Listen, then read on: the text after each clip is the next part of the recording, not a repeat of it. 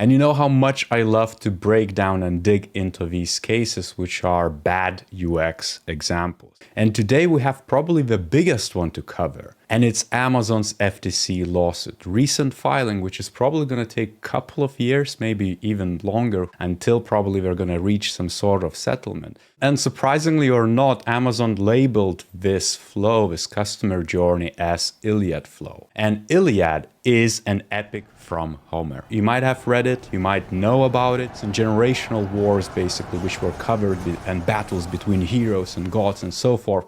There is a lot of messy dynamics, so maybe Amazon came from that realm to kind of cover it that way, that it's push and pull between customers and Amazon. But if you think from the customer centricity and user-centric perspective, from actual people who try to cancel subscriptions, this would definitely be more of the Odyssey.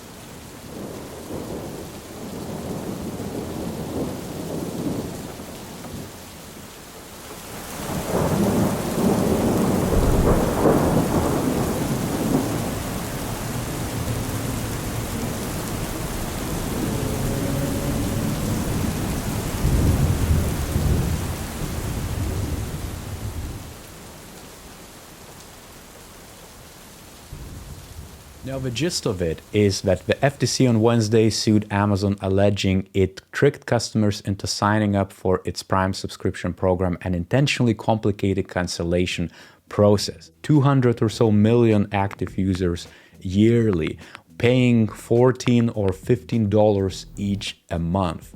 This is gonna be one of the biggest cases to hit the internet drama, or to hit those dark patterns. For example, these two screens is just one of the examples where it's making much easier for people to opt in and always driving with a value and always overloading with information that, hey, you're losing out.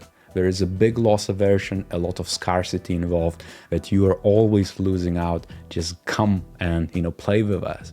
And one of the things which we highlight is that no thanks or cancellation or opt-in at any point is way too small. There is obviously nothing wrong with that. This is just a simple adoption technique to kind of get more growth and more users to opt in, to try out things. You always drive a value. So it's just a persuasive design element. On the video version of a Prime offering, you're gonna get things like get 30-day trial or watch this media, which is super expensive naturally, but you can watch these massive, big catalog of movies for free for 30 days. And that's how they kind of honey trap you. And naturally, this is just filed in, which in my mind, it makes me think of pandemic and people becoming much more savvy with their money and much more cognizant of how they spend.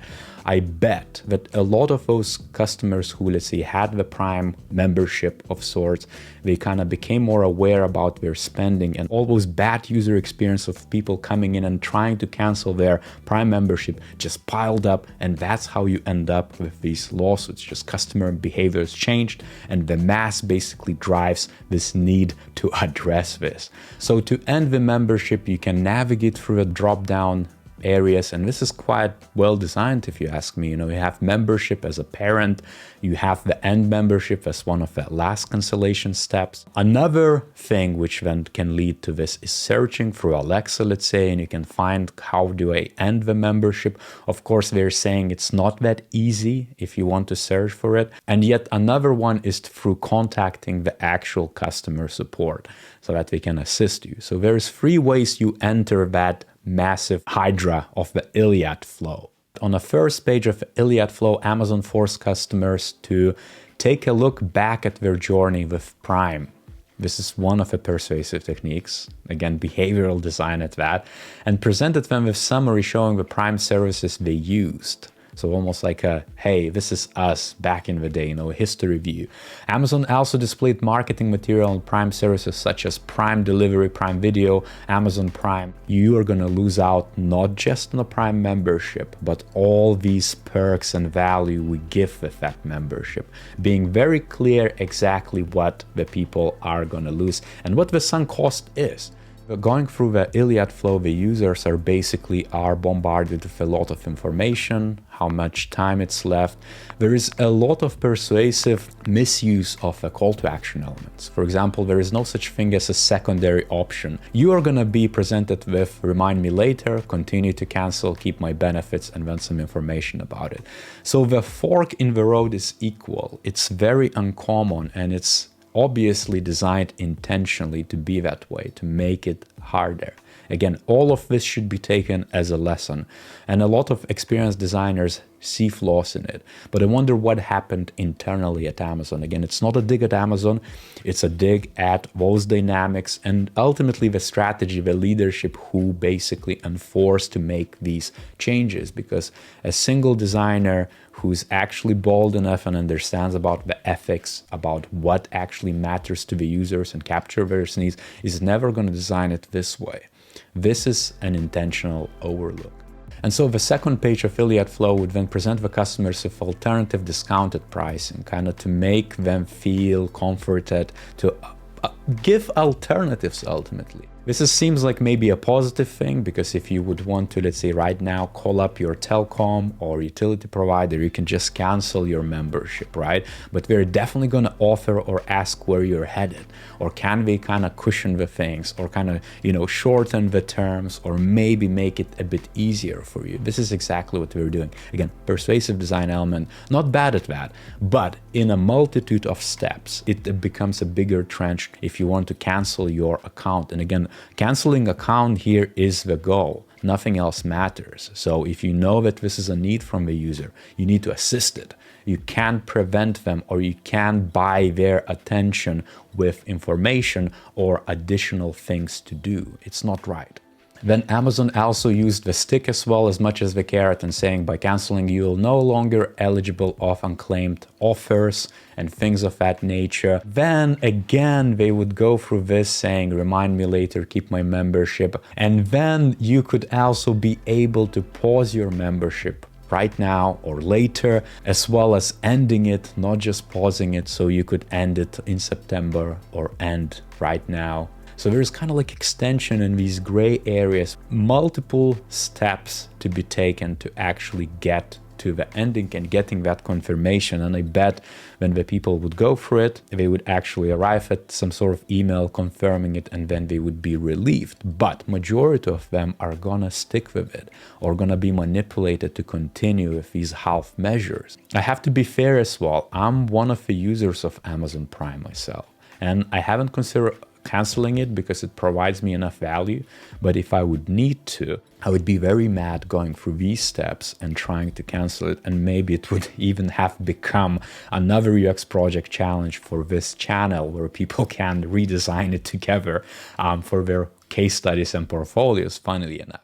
It's one of those cases which you can, one, use to communicate that this is what's going to happen to us, to our business, if we go that route, and we're going to try to use quote unquote dark patterns, but let's call them manipulative, deceptive, criminal patterns, as they are.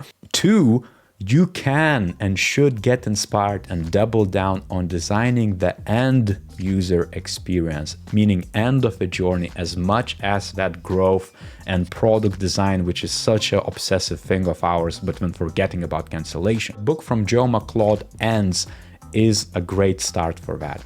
It talks about our obsession about the start. It talks about our taboo views towards ends. Doesn't matter in what life cycle, in what scenario you're gonna encounter. The design for the ends is as important, if not more important, if you talk about loyalty, than the beginning of the customer journey. And you must design it. You must address it. There is no way around it. We're seeing more and more cases like that popping up where FTC is filing the complaints, where there's lawsuits, there's hundreds of millions of damages for the business, more cancellations to follow because people become aware of those shady practices. It's absolutely unacceptable, and we have so much to learn from it. Again, it's not a dig about Amazon, it's something we all can learn from to do better.